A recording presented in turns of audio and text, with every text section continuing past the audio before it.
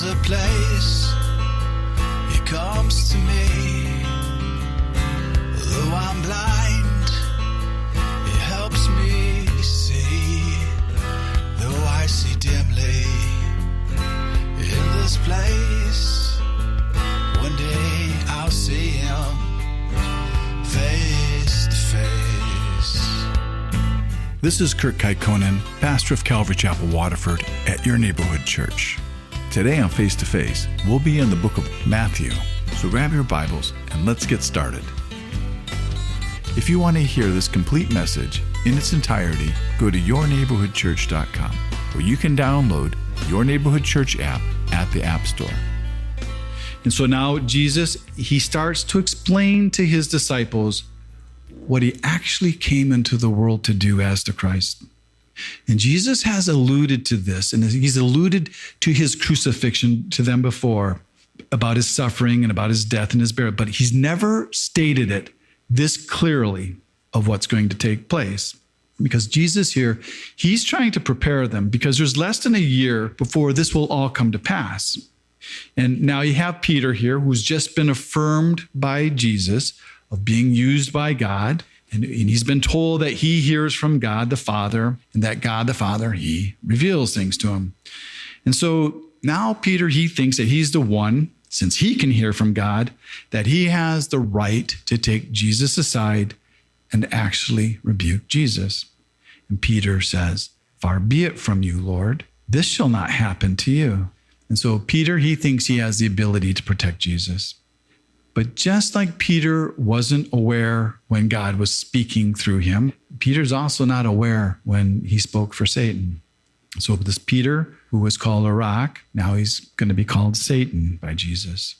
And he's going from such a high place to such a low place the same day.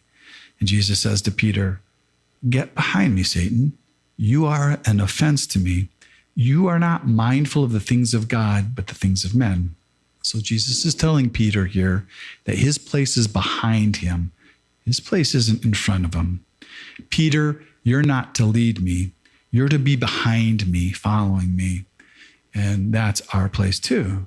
Our place is following Jesus and not leading Him into the things of our own wills, where we're only mindful of the things of men, of the things that come up in our own personal worlds.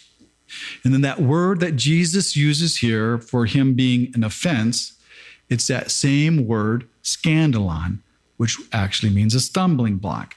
So here, Peter is now being used by Satan as a stumbling block. He's something for Jesus just to trip over. It's like having a trap. Because what Peter's trying to tell Jesus is, Jesus, you don't need to die. This is not going to happen to you. And that's not much different than what Satan offered Jesus when he offered him all the kingdoms of the world and their glory. He offered it to him without any suffering or without any death, if Jesus would just fall down and worship him. When Satan tempted Jesus and he's telling him, "You don't have to perform the Father's will for you to gain the world. I'll give it to you. You don't have to die." And you have to realize that Jesus, Him even knowing that He had to face the cross, facing the cross was difficult for Him. And we know this because of His prayer in Gethsemane, where He prayed to the Father, "If it's possible, take it away. Take away this cup of suffering."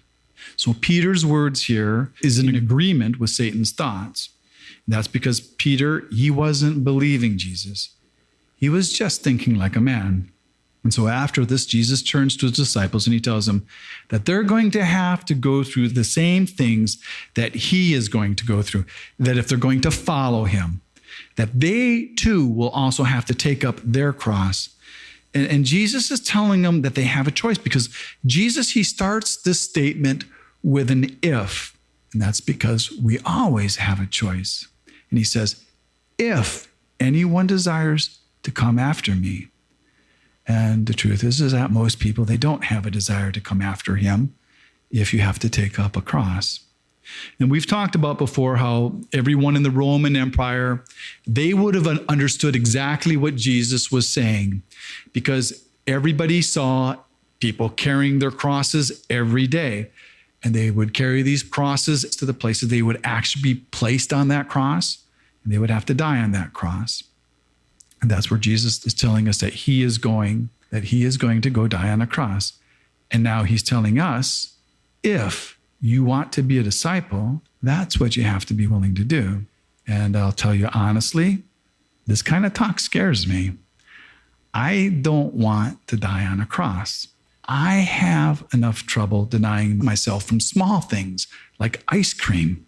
And it's not so much that we're going to be crucified like Jesus was, but that you're going to have to deny yourself, that you will have to be willing to die to yourself to be able to follow Jesus. And you'll have to be where he wants you to be. Because you can't have God's will for your life and your own will for your life. You have to choose. One of them has to be dominant, but you have a choice. And you really shouldn't think of it as a Christian so much as a choice. It's really an opportunity, because now you need to look at all these promises that Jesus makes here.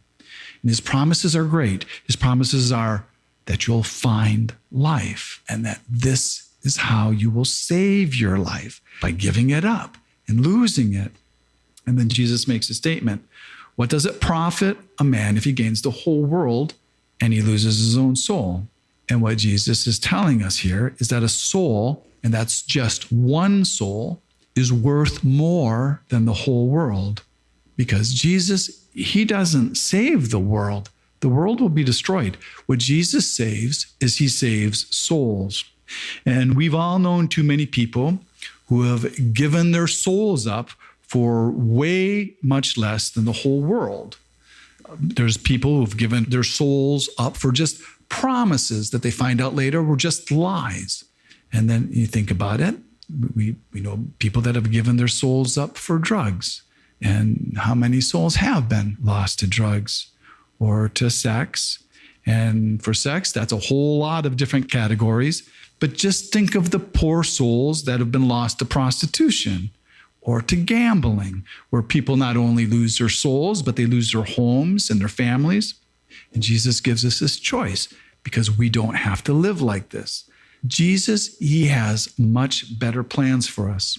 And so in the very next line, Jesus tells us what's in store for us as disciples if we will deny ourselves and we will take up our cross. And it's rewards. Because when Jesus returns, he's going to come back in the glory of his Father and with his angels, and he's bringing with him rewards for what we did. Now, this isn't salvation. Salvation is free. These are rewards. So this is going to be better than wages. This is going to be like Christmas. And I don't think that this is too far off.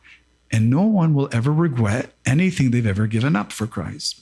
But you have to realize these are not just things for us to hear or just things for us to know, but these are things we have to live out. This is for disciples. This is not for everyone. This is for those who want to come after him. But if you know him and if you love him, where else is there to go? And then Jesus goes on and he tells some of them standing there, he says, you're not going to die until you see the Son of Man in his kingdom. And what Jesus is talking about here, he's talking about the very next chapter where he takes Peter, James, and John, and Jesus is transfigured in his glory in front of them. And that we will see next week. So last week, in the last verse of chapter 16, Jesus is telling his disciples that there's some standing right here that are not going to taste death until they see the Son of Man coming in his glory. And now we're given a time period, and it says 6 days later, where in Luke it'll say some 8 days after, but that's just a Greek expression like we would say in about a week. So Jesus is traveling with only 3 of his disciples, Peter, James, and John, and they're going to a high mountain. And most would probably say that this mountain was Mount Hermon, which can be seen from Caesarea Philippi, because it's not too far from there. And this is a high mountain. It's about 9,300 feet high. But some would argue that this mountain would have been too cold for them to have spent the night there. And the traditional site of the Transfiguration is Mount Tabor. But Mount Tabor, it's not really a very high mountain. It's only about 1,850 feet. In this mountain, it's kind of like a round hill, and it has a flat spot on the top of it. And the critics will say that this mountain was probably fortified at this time during Jesus' era, and they wouldn't have had access to that mountain. But there's still a third possibility, and that would have been Mount Meron. And it's not really held by a lot of people, but it's located right between Caesarea Philippi and Capernaum. But nobody knows for sure where this happened because they didn't give us enough information. And it's probably good, because when we know of a place, what people tend to do, they go make some kind of shrine, or they go put a church there, and they consider the place holy. But that's not what's important here. What's important is what happened, what occurred there. And this event, it's also recorded in the Gospels of Mark and Luke. And we're told in those Gospels that the reason Jesus went up there with these disciples was to pray. And what happened to these disciples is what also happens to a lot of us when we start to close our eyes to pray. They fell asleep. And you can imagine climbing a high mountain and you'd close your eyes, you'd probably just start to drift off. And then you have Jesus here and he's praying alone. And then Luke tells us that his apparel changed. And his clothes are described to be as white like lightning, bright. And lightning's pretty bright. But it's not only Jesus' clothes that changed, but his countenance was altered. And it says that Jesus' face shone so bright that it was like the sun. And it's not saying that Jesus' face changed to be like the sun, but that it was his face, and that his face was shining like the sun. So I imagine the disciples, they're taking their nap, and Jesus' face just kept getting brighter and brighter and brighter. And it's like in the morning, like when the sun wakes you up, but this time it's actually the brightness of Jesus' face that woke them. And when they woke, it wasn't just Jesus' face, it was everything about him was glowing and bright because he was full of glory. And you know how you can't look directly at the sun very long. I don't think that these men could have looked at his face very long without being blinded. And this wasn't just a light shining on Jesus' face. This is all coming from inside of Jesus. It's shining from him, out of him. This is the glory that radiates from him. And it's always been there, and it's been there from all of time. It's only been hidden from them because he's been restraining it. And then we're told in Revelation 21:23 that when we get to the New Jerusalem, that we won't need the sun or the moon, that Jesus will be our light there. And so this transfiguration of Jesus, that helps us to be able to make sense of that verse. And that also helps us in the creation of the world, where it says there was light before there was ever created a sun, a moon, or stars, back in the book of Genesis. And this word of transfiguration, that's where we get our English word metamorphosis. You've been listening to Face to Face. Face to Face on this radio station has been provided by Your Neighborhood Church. If you want to help support Face to Face and put this program on other stations just like yours, you can contact us at yourneighborhoodchurch.com or write Your Neighborhood Church, P.O. Box 500, Romeo, Michigan 48065. There's a place he comes to me. Though I'm blind, he helps me see. Though I see dimly in this place, one day I'll see him face to face. Tune in again tomorrow at this same time as we continue to go through the Bible.